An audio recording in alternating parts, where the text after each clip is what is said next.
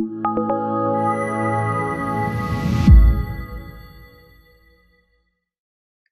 in today's session, we have with us Dr. Thomas Campbell, who is the co-founder and clinical director of the University of Rochester Program for Nutrition in Medicine, where he works with both individuals and groups to prevent and treat illness through both diet and lifestyle.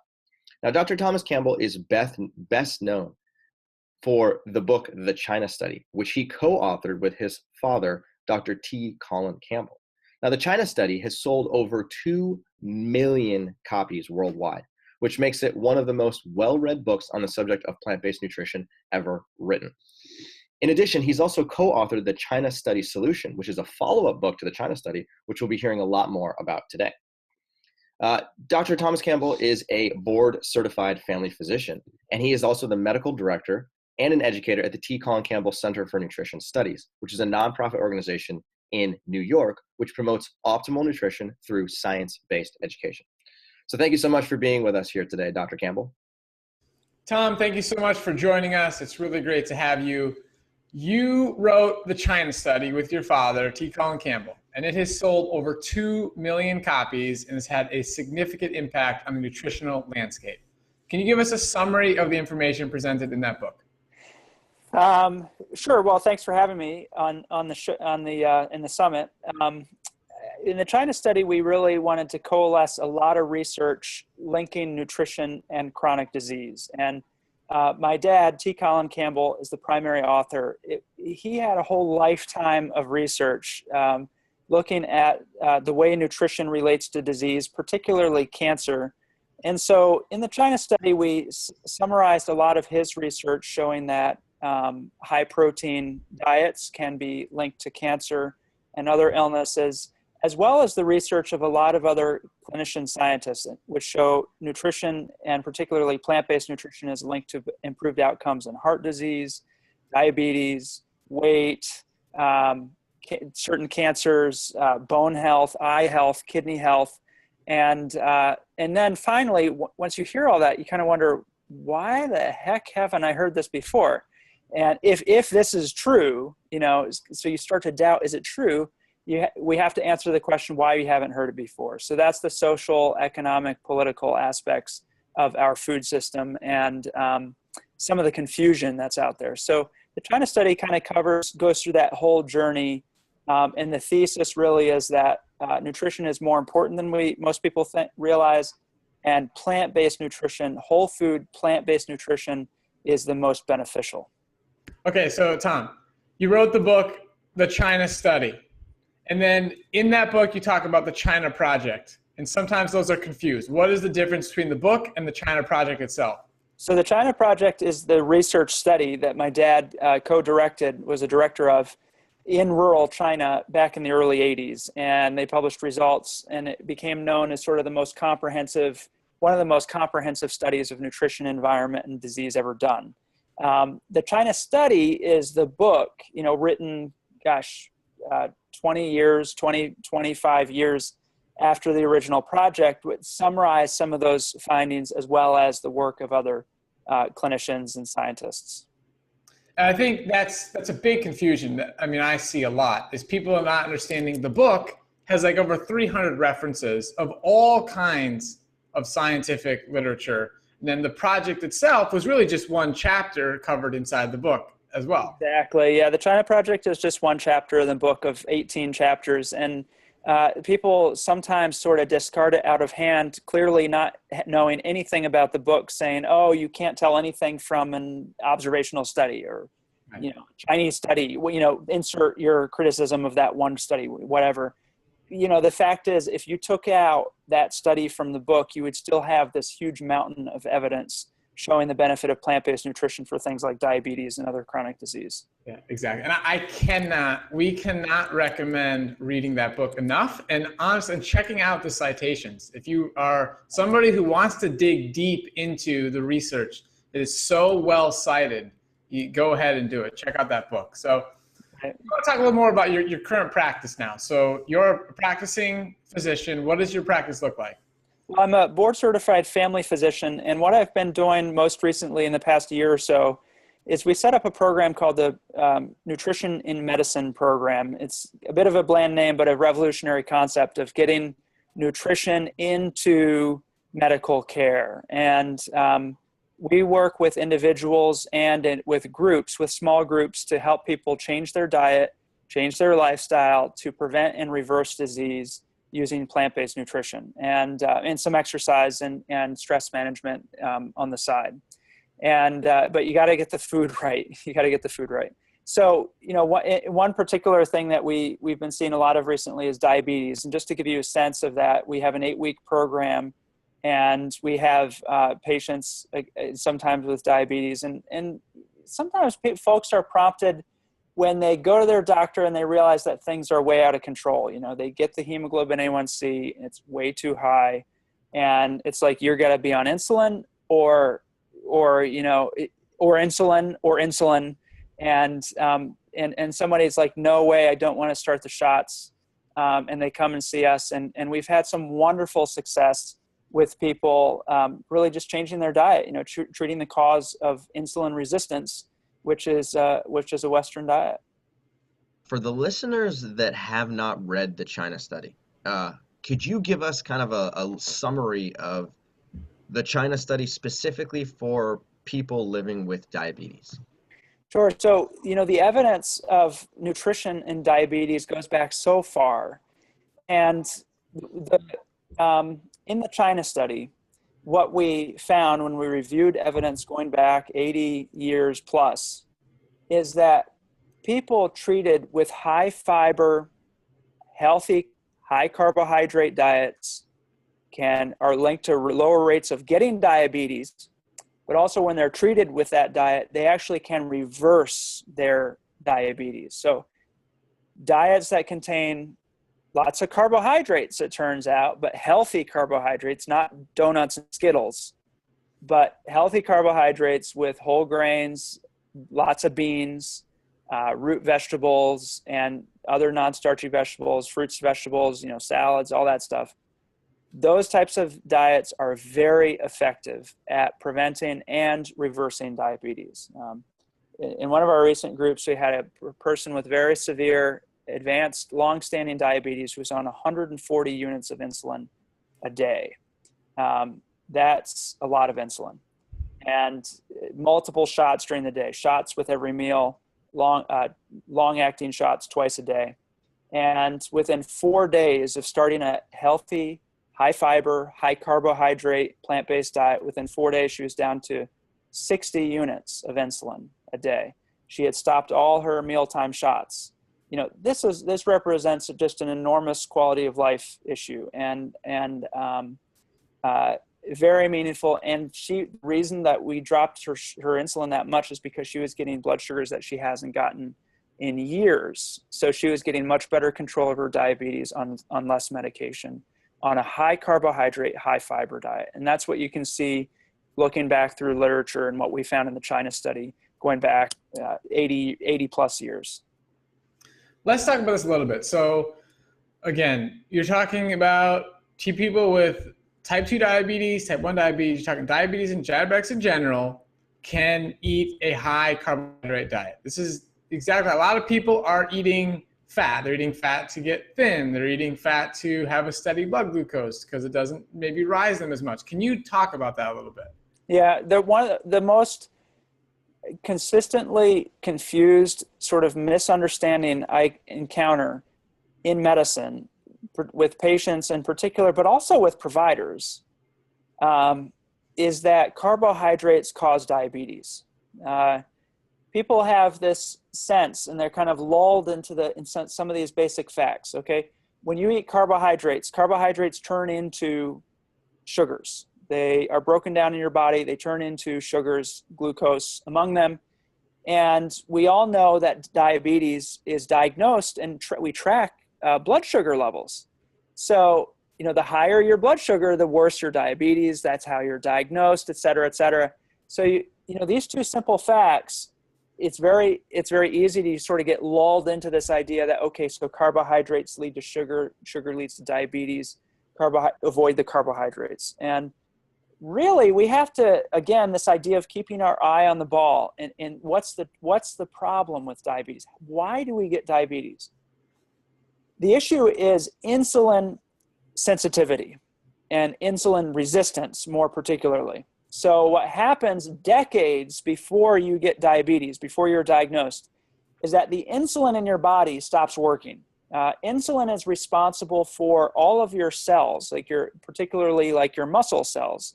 Your muscle cells have to get glucose or sugar from your bloodstream, bring it into the cell where it can use it for energy. That's a fundamental aspect of you living your life. Insulin facilitates this. Insulin is the key by which glucose gets into the cell, okay? So decades before people are diagnosed with diabetes, what starts happening is that the insulin, and it's actually related to fat, but the insulin stops working. And so the glucose cannot get into the cell as easily. And you get, ultimately through years, you actually get extra insulin. Your body makes more insulin and tries to overcome this, more and more insulin. And then eventually at a certain point, the system kind of, you can't compensate anymore, it kind of collapses a little bit. And now you get this whole backlog of blood sugar that can't get where it's supposed to, and you get diagnosed with diabetes. So the problem is insulin resistance. And when you look at the evidence about how we become insulin resistant, if anything, it's more related to fat. I mean, I don't know that it's 100% that simple, just fat, but if anything, it's fat. It's related to fat buildup in our cells, which breaks down some of these insulin mechanisms. So fat actually builds up in our cells, and it can be due to not, physical inactivity, not exercising, which is a big deal. It can also be due to consuming lots of fat in the diet, of course, which is a huge deal. And it can be due to other things like having a lot of insulin in your system, which happens with insulin resistance.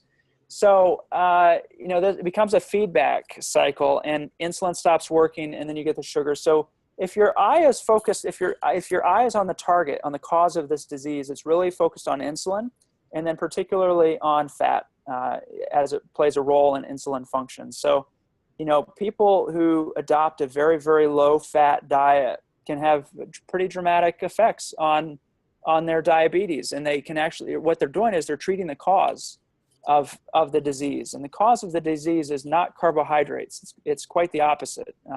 Healthy carbohydrates actually are very good for this disease. This is fantastic. So could you now go into a little bit of detail about the connection between protein, dietary protein, and your risk for diabetes, or dietary protein and insulin resistance? Yeah. So first of all, I should have mentioned that, most my commentary is really focused on type 2 diabetes because that's most common. Type 1 diabetes is a different process. Type 2 diabetes and protein, it's a little more complicated. I mean, I don't know that we have necessarily the understanding of exactly how protein plays a role in the beginning of insulin resistance. But if you look at some of the evidence out there, in large studies following large groups of people over time, those people who have sort of a low carbohydrate dietary pattern. What's a low carbohydrate dietary pattern? It's like the common diet things out there. It's people avoiding pastas and breads and juices, and they're eating a lot more meat and so forth. The people who have a high animal protein, low carb dietary pattern have more diabetes. Okay, they have more cardiovascular disease. They have higher risk of death, higher risk of diabetes, higher risk of cardiovascular disease. That's been shown in multiple observational studies, okay? Multiple observational studies. So we know that sort of the high protein, high animal-based diet is not good for type 2 diabetes. It's not just the protein. These diets are often very high in fats, which I mentioned is linked to the beginning of type 2 diabetes. So it's a bad recipe to put all of these things together: high protein, high fat, low fiber, physical inactivity, right? You put all these things together, you got a very typical Western diet and lifestyle, and suddenly you got half the population with prediabetes or type 2 diabetes, and it's like what we're seeing in many parts of the world now. So it's a toxic combination, and I don't know, it's not just protein, it's not just fat, it's a combination of all of it. In your book, The China Study Solution, you go into a lot of hot topics here, which are, relatively controversial in the world of nutrition and especially plant-based nutrition. So the first controversial topic here is soy. Can you talk about whether soy can be incorporated into a healthy plant-based diet? The shorter answer is absolutely. Soy can and should be incorporated into a healthy plant-based diet. I would encourage people to focus on whole soy products. What do I mean by that? I mean like the soybean, or you may have heard of edamame, which makes a great snack. Those are phenomenally healthy, minimally processed soy, things like tempeh, which is a fermented sort of more minimally processed soybeans, and even some plain tofu now and then as a condiment can be fine. I don't encourage people to get the really highly processed stuff like soy protein isolates, soy, obviously soybean oil. Don't be using a lot of that, but the whole soy is very good. From the scientific point of view, just very quickly, a lot of concerns about soy came around because they discovered that soy has phytoestrogens, these chemicals that are similar to human hormones, estrogens.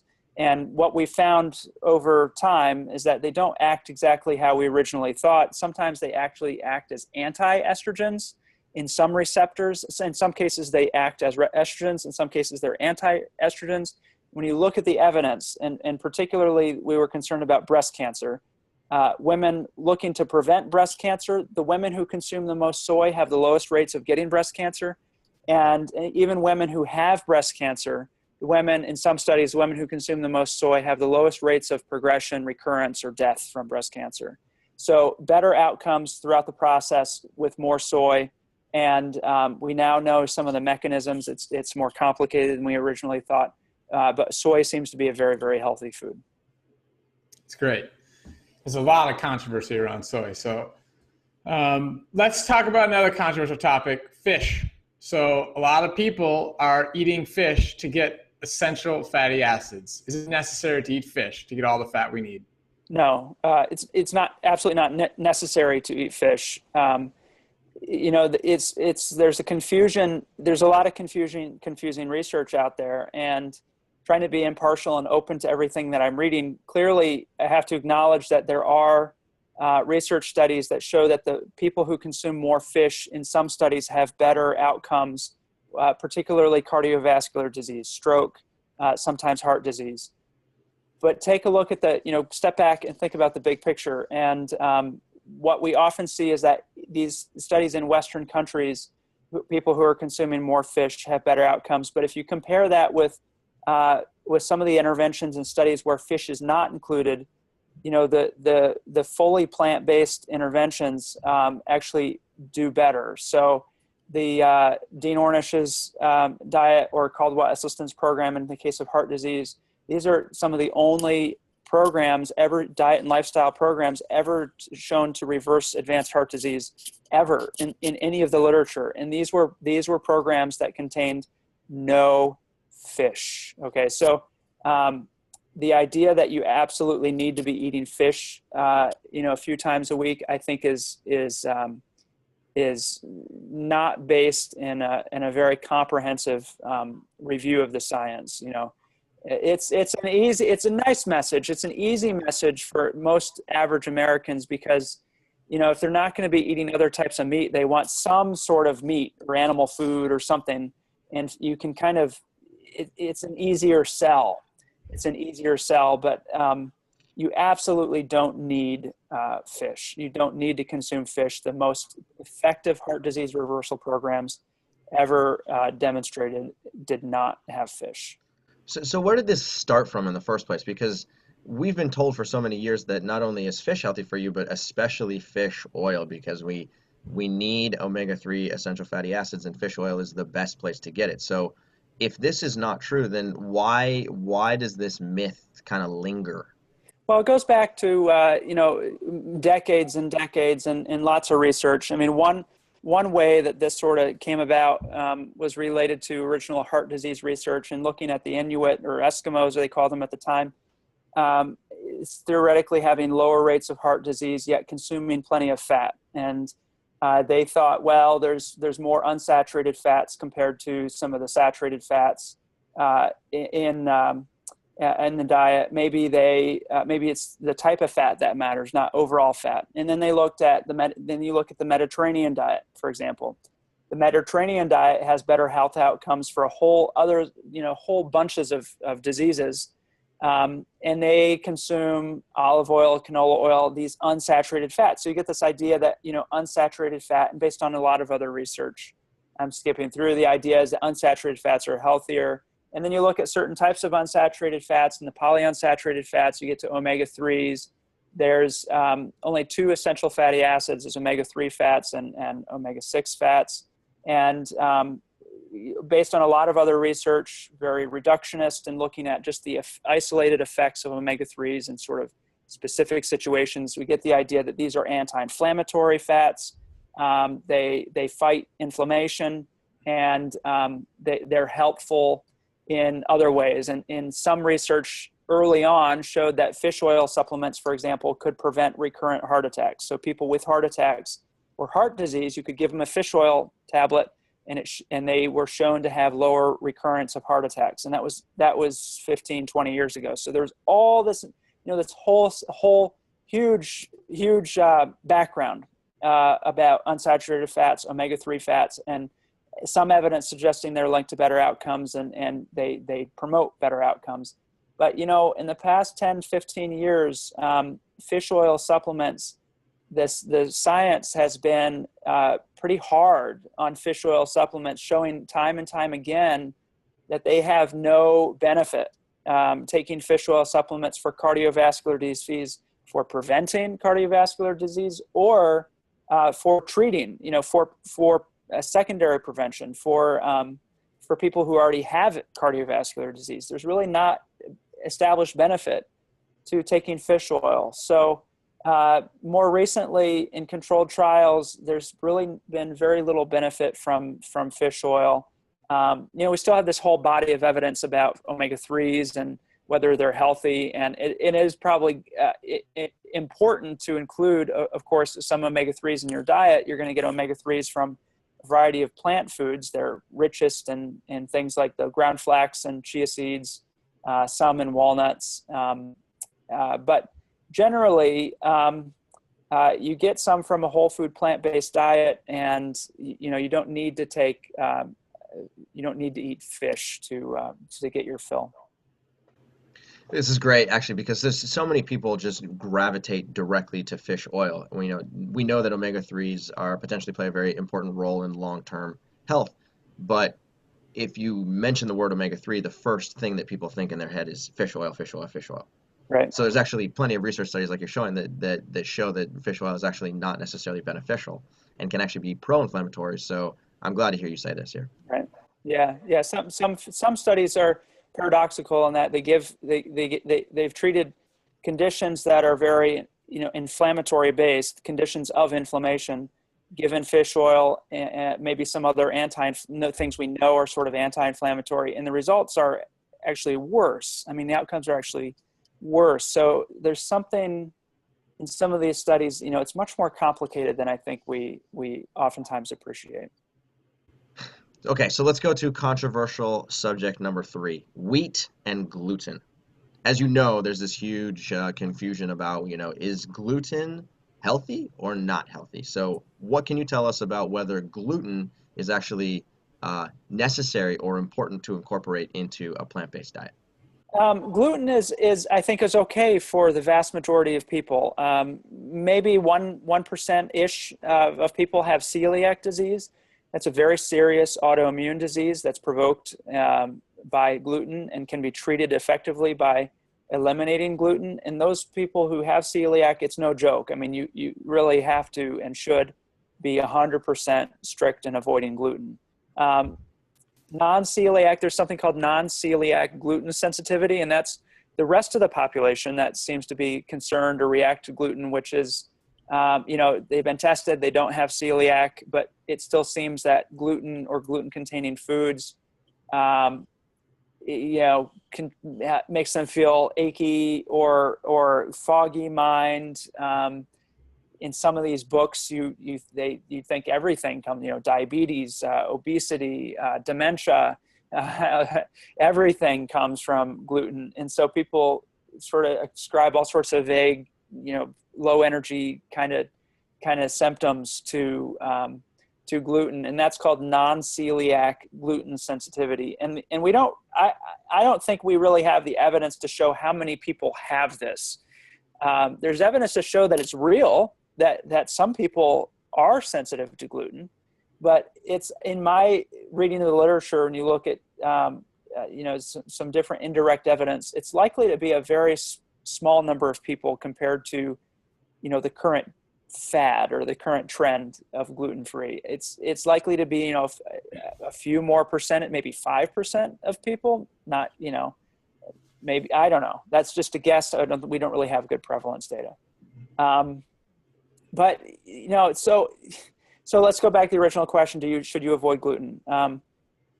The answer is no, because when you're whole food plant-based, really your effort should be getting on healthy whole plant food and avoiding the bad food. And whole grains can be a good source of nutrition and importantly, energy. When people are cutting things out, they need to replace it with plenty of energy. And so if you cut out gluten too, it's really an added layer of significant difficulty. Whole grains are otherwise very healthy. So unless there's some really compelling personal reason or test or something that suggests you should be avoiding gluten, I say go ahead and enjoy 100% whole wheat foods. Now, how about organic food? Is it very important? How important is it to eat organic food? Organic is great. I encourage people to eat organic, but you certainly don't need to be healthy. I tell people, 95%, it's an arbitrary number, but I feel like 95% of the health benefit or harm of food is going to come from two questions when you're in the grocery store. One is this a whole food or a processed food, a food fragment? The second question is it a plant or an animal? All right. And so if you answer those two questions, that it's primarily a whole food, or at least it has everything that nature provided, and it's a plant, you've got 95% of the equation. You're kind of, you can do that. You're kind of done with your shopping. You can make all your decisions that way.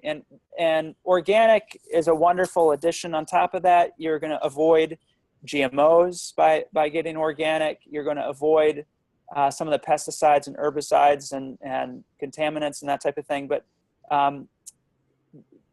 in some people use organic and sort of grass-fed, free range. It's a little bit of a distraction, and people use it to rationalize otherwise bad decisions. And that's why I want to keep your eye on the ball. The target should be whole food versus processed food, and plants versus animals. I love that. The two simple questions you can ask when you're at the grocery store. That's great. Yeah, it's very, very straightforward. It's very simple. Right. Okay, so in the China Study Solution, you have a chapter called The Art of Feeding Children. Can you go into detail about what is it and why do you refer to it as an art? Well, people who've been plant-based, and I'm sure some of your viewers have had this experience or know of people, friends, they've had this experience.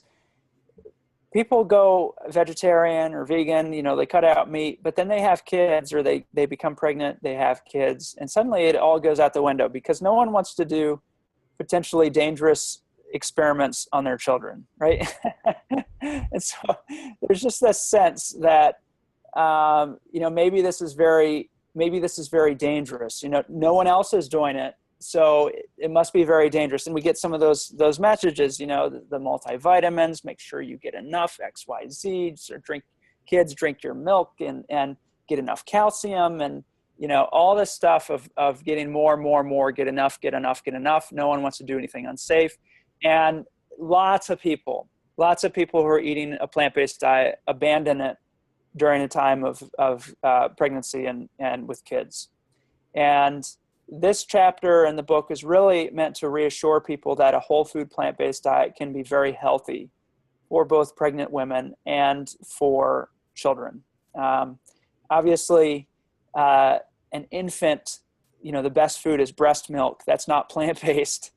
But, apart from breast milk, weaning a kid to healthy plant foods, along making sure they're getting B12 through supplementation,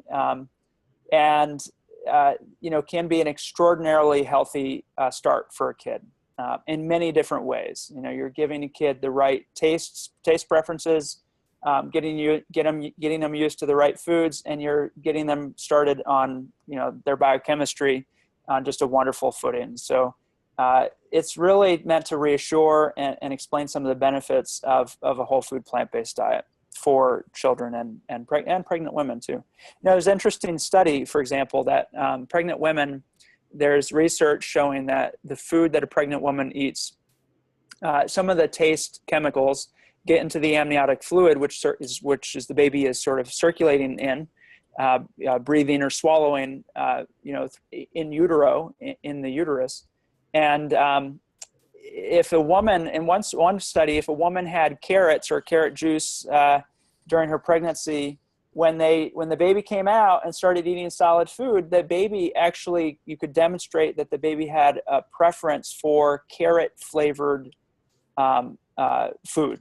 So, this idea that pregnant woman can eat whatever they want to, and they're eating for two, and it's ice cream, whatever you're craving is great. Ice cream, chocolate. It can be a very enjoyable approach, but there's really good science to show now that nutrition matters a great deal during this time period, and a whole food plant-based diet is really a great way to go. You talked about this a little bit earlier, but you have a whole chapter on GMO foods. So is it safe for people to be eating GMO foods? Yeah, it's really a hot button topic. I mean, people are extremely passionate about this, and for a couple different reasons. One is the potential health, human effects, but also the environmental effects. The environmental effects are sort of beyond the scope of my nutrition book. So from what I've read, the headlines, I have very serious concerns about unleashing sort of this mass experiment, foods that have been genetically modified into the planet, and what are the effects on bugs, on butterflies, on all these things. So I have very serious environmental concerns. That's not my area. So I'll start with that caveat. But from a human health perspective, the evidence is not clear that it does cause any significant harms. And what's remarkable when I was reviewing all the literature is how little evidence there is, period. My sense is that these foods, for a variety of reasons, just simply have not been subjected to the type of health research that I'd like to see. We've been eating genetically modified foods for decades now, and this came out in the 90s, and most Americans have been eating them mindlessly without realizing that, most corn ingredients, for example, might be genetically modified. And so I think we need a lot more research. Now, there's one other aspect to this situation that I've learned more about since writing the book, and that is genetically modified foods oftentimes are exposed to a lot more chemicals. So Roundup Ready soybeans, for example, other crops that may be bred to withstand herbicides, so that the farmer can dump massive amounts of herbicides onto the crop, and the crop survives because of the genetic adaptation that's been put into the crop. So now you're talking about not just exposure to a new gene, but potentially to exposure to a new set of, an extra set of chemicals, herbicides or pesticides that you otherwise might not have gotten, from a conventionally grown crop. And there may be health effects of that too. So that's a slightly different conversation, and not necessarily the effect of a gene, but the effect of all the chemicals that come, because of that gene. And so I encourage people to avoid GMOs. But again, I want to go back to the health effect. People think, I'll give you an example. I can't tell you how many people I've met who look at a nutrition label and they really think that nutrition is related to, the things at the end of the label. They think about all the preservatives and sort of this funky sounding chemicals at the bottom. And they think, if there's all this list of chemicals and scary things, it's got to be very unhealthy. I'm going to look for something shorter. That's a little bit of a distraction. It's a little bit wrong. I mean, it's really about, is it a whole food? Is it a plant? It's that simple. Is it a whole food? Is it a plant? And whether it's GMO, conventional, organic, non-organic, those things are interesting, and they may have important health implications, but 95% of it, keep your eye on the ball, is whole food plant. Yeah, I love that approach because it's very accessible to a wide range of people. Not everybody can get access to organic stuff. They can't afford it. And it's like, you got to start somewhere, and you have to realize that, the whole food plant is always going to be healthier than the animal product or something that's super refined. It's right somewhere. Right. So, Dr. Campbell, I'm dying to know, what do you eat? I want to know, can you run us through a day of eating for you? Breakfast, lunch, and dinner. Tell our listeners what you actually put into your body. So breakfast is often a cereal. Sometimes I go through swings, until I get bored of something. Sometimes it's oatmeal with raisins, and I put a whole bunch of frozen fruit in there, but blueberries, frozen cherries.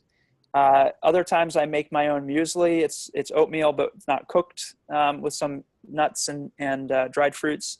Other times it's boxed cereal, grape nuts, plain shredded wheat without, avoid the added sugar stuff, with fruits. I just don't have time to do veggies. It's great to do veggies in the morning, but that's not in my schedule. And then lunch is oftentimes leftovers from the night before. That's the vast majority of time, is leftovers. Sometimes it's a soup. You can make a soup, that stores for the week, and take a soup with like a whole wheat pita, or you put it over brown rice, that type of thing. Like I think yesterday I had 3 bean soup or stew over brown rice with 100% whole wheat pita. And breakfast and dinner is, could be any number of things. I think we had hummus. It was kind of a super easy dinner last night. It was like hummus that was made up with tomatoes, spinach, whole wheat pita. Also, we do things like pineapple stir fry over brown rice. Sometimes a spinach and mushroom lasagna where the cheese is made up of a tofu base, cheese, quote unquote cheese with a tofu base. So it's really good food. That's the thing that's frustrating about this, is that, from the pure logic of it, is that there's so much tragedy, personal difficulty, and illness that people are dealing with. And it's hard for people to imagine eating a different way. And what's frustrating is that when you've been eating this way and you're over the adjustment period and you're really enjoying the habits and you have the routine down, it's actually very enjoyable. It's actually very good food, and people try the food and it's very satisfying. And you just kind of want to convey to people that, this is enjoyable. And not only is it enjoyable, it's just beneficial beyond what most people can fathom. It's more powerful than a pill. It's more that your doctor can give you for any chronic disease. It's more powerful than any procedure for any chronic disease. Food is medicine, but also it's really darn enjoyable. It's not much of a sacrifice. So you'd think that the whole world would be picking it up, and it is spreading, but sometimes it's a bit slow. It can be frustrating. How many years have you been eating this way?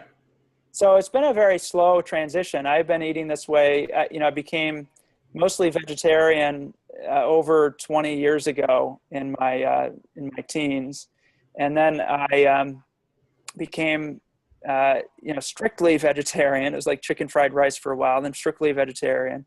In my 20s, I became more vegan. I'd say 99% vegan, and ever since that time, I've been working more and more on processed foods. So getting out white flours, sugars, oils, those have been out for years at this point. But, you can tell it's like gradual improvements over 20 years. So when was the last time that you ate a piece of cheese? God, I cannot remember. I have no idea. It's been years. It's been years. I had, I've tried some of those fake plant cheese things, not the stuff you find in the grocery store, like the, I don't want to say a brand name, but there's, some of the sliced sort of American cheese types of things. Those are horrible. Those are congealed oil, basically, with weird flavorings from a factory in New Jersey, probably. Nothing against factories in New Jersey, but it's not food. So I have tried some of those cashew cheeses that you can make, and actually my wife has made a couple of those. That's the closest I've come. And how about something like chicken? When was the last time you ate that? Oh my gosh. Chicken, I can't even. The last time I intentionally ate chicken was decades ago. It was a long time. I have had, in terms of animal foods, I have had within the past, 5 years, I have had a few bites of fish. That about covers it. So, okay, Tom, so there's a lot of controversy about two specific nutrients on a low-fat plant-based diet: vitamin A and vitamin K2. Can you address those? Well, so vitamin A and vitamin K are both fat-soluble vitamins. And the idea is a whole food plant-based diet being low in added fats. There's these fat-soluble vitamins. Are they a concern? For vitamin A, plant foods have beta-carotene, and beta-carotene is a provitamin of A. Your body makes vitamin A with beta-carotene. So beta-carotene is absolutely abundant in many plant foods. I mean, if you're eating leafy greens, if you're eating, many other types of non-starchy vegetables, all sorts of things, root vegetables even can have this. You're getting just massive amounts of beta carotene. So I've never been aware of anybody with a vitamin A deficiency on a whole food plant-based diet. It's not something I've seen that I've been aware of, and it's not something in the literature that you can even find. Plant-based cultures with, it's not very common unless you're, semi-starvation and eating just white rice or something. Healthy plant-based diets with plenty of calories, you shouldn't be concerned. The other thing is vitamin K, and again, there's people. This is one way that people distract from a health promoting message, is by going down rabbit holes where they go and you find a reductionist finding of some metabolic pathway where K1 or K2 leads to this or that outcome in some metabolic pathway, and then you generalize those findings to make dramatic claims or of overall health or illness based on overall dietary pattern. That is a very dangerous way to interpret nutrition research, and it seeds massive amounts of confusion. This is a source of most of our confusion, is looking at this reductionist sort of way of looking at one reaction, one chemical, and one outcome, and trying to assess, how an entire dietary pattern relates to an illness, a chronic disease that takes decades to happen. That's just not the way nature works. Way more complicated than that. And so I'm not aware of a problem with K2 or K in plant-based diets. Certainly, there's plenty of vitamin K overall in plant-based diets. Much more. Vitamin K is much richer in plants, actually, and my understanding from some of it is that I think your body can create some K2 from the other K that you consume, and that's not. I'm not. Show me a study where there's significant K2 deficiency among plant-based diets. It just doesn't happen. It's a distraction and a confuser. Remember, people favoring the status quo just need to keep you confused. If they do that, they've won. They just need to keep you confused. They need to seed doubt and confusion, and they win. Okay? They don't need to prove that their diet is healthier, because right now the default diet is their diet, and they don't need to prove, people want to keep going the default. So they don't need to prove their case. They just need to keep you confused. And one way is by looking at these some random super small reductionist study out of context and try to claim all sorts of concerns about entire dietary patterns and chronic diseases. It's not logical. It doesn't work that way. I love the way you state that, actually, because I never really thought about it in terms of actually trying to keep people confused, because it is the status quo, and that's actually what ends up generating probably larger profits down the road. But I think that's actually a true statement. Yeah. The tobacco. There's a long history. You can look at tobacco, of course, and a long history of. There's a book written called Merchants of Doubt about the tobacco industry. This was a well-known and clearly stated objective of tobacco backers, was just to sow confusion and doubt, to promote smoking as much as they could. And the same thing happens in food. Okay, so here's what I'd love to learn from you. If in 60 seconds, we like to leave all of our listeners with a very concrete understanding of exactly what Dr. Campbell's recommendations are for somebody living with diabetes. So in 60 seconds, could you basically say what your recommendations are for somebody living with diabetes? Sure. So your plate, theoretically, you should have half your plate of healthy, starchy vegetables. These are going to be beans, which are superstars for diabetes. Lots of research. Beans. Certain whole grains, particularly for diabetics, low glycemic, are going to be things like quinoa, barley, oats are going to be very good, and some root vegetables and sweet potatoes, colored potatoes are going to be better. Those healthy, starchy foods are going to be half of your food mass that you have in front of you. The rest of your food should be whole fruits and vegetables. Okay, so non-starchy fruits and vegetables, big green, salads, greens, zucchini, whatever, and then some whole fruits for desserts and snacks. Okay, that's you do that, you prevent and reverse diabetes, and get much healthier. It's very simple. Yeah. Seems like a very straightforward approach. I like it. Right, and then you have to remember a key thing. Trying to remember the key thing is that you don't ruin your healthy starchy foods with junk that we normally put on them. So you're gonna avoid the added sugars.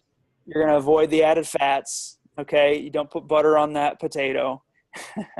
You don't fry up the potato, and you're not gonna put cheese and ground beef on that potato. That's gonna turn into a very unhealthy plate. But you avoid the added sugars. You avoid the added fats. Find other ways to enjoy it, which you can and you will. And you can have dramatic effects on your health. So yeah, thank you for taking the time to be with us today. This is really cool, and your work with the China study and beyond has changed millions of people's lives. So I remember it was the first book I read on plant-based nutrition back in 2000 and early 2000s. I can't remember the actual year, but it was the first book I read, and it spurred my interest in a plant-based diet, and then within months, I was already a complete vegan. So without knowing it, you've changed my life personally. So I thank you for that. Oh, great. Thanks so much. I appreciate it.